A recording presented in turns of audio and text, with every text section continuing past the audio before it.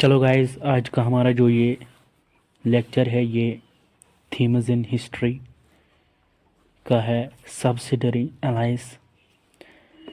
Subsidiary alliance basically एक treaty था जो ब्रिटिश ईस्ट इंडिया कंपनी और इंडियन प्रिंसली स्टेट्स के बीच हुआ था।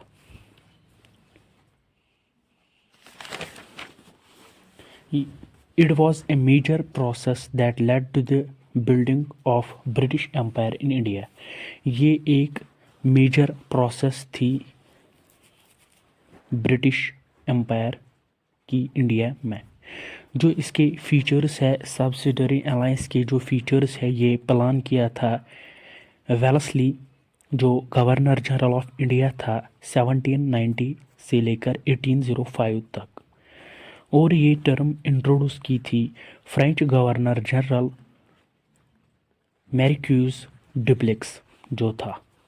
An Indian ruler entering into subsidiary alliance with the British had to dissolve his own armed forces and accept British forces in his territory। जो Indian rulers थे, जब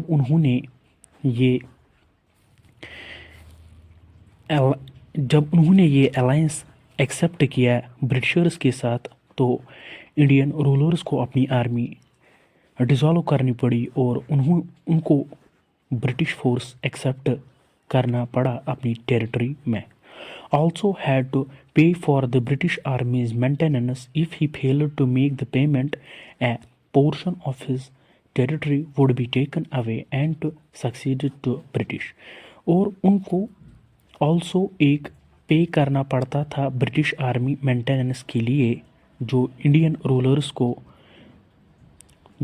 rulers थे उनको पे करना पड़ता था ब्रिटिश आर्मी मेंटेनेंस के लिए। अगर कोई फेल होता था पेमेंट करने के लिए, तो उसका टेरिटरी का एक पोर्शन ब्रिटिशर्स के हाथों जाता था। In return British would protect the Indian state against any foreign attack और इंटरनल रिवोल्ट। बदले में ब्रिटिशर्स क्या देते थे उनको, इंडियन रूलर्स को या इंडियन स्टेट्स को क्या देते थे, वो उनको प्रोटेक्ट करते थे। जो फॉरेन अटैक था या इंटरनल रिवोल्ट था, उनसे वो प्रोटेक्ट करते थे इंडियन रूलर्स को।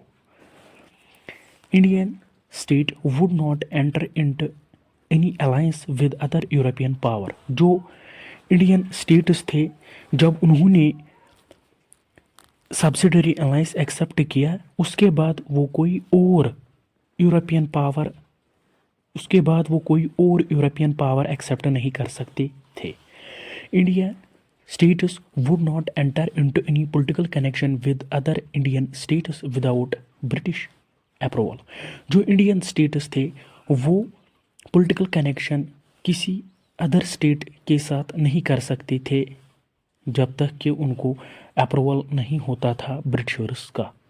And British residence was also स्टेशनड in Indian court. जो ब्रिटिश रेजिडेंस थी, जो ब्रिटिशर्स थे, उनको रेजिडेंस दी गई इंडियन कोर्ट में भी।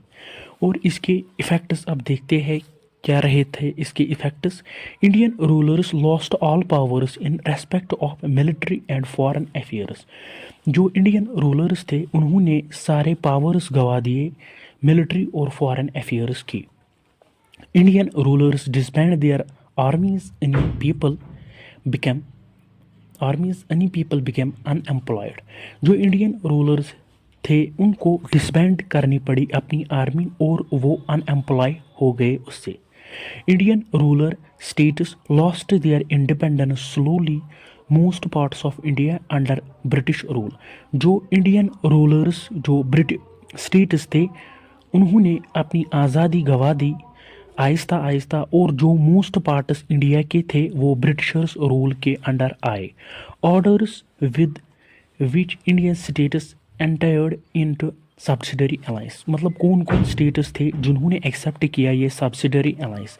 हैदराबाद था 1798 में इसने किया, और इसके बाद था मसूरी, इसने 1799 में किया एक्सेप्ट। तंजौरी 1799 में इसने एक्सेप्ट किया। अवध था 1801 में इसने अवध एक्सेप्ट किया। मराठास जो थे 1802 में उन्होंने एक्सेप्ट किया।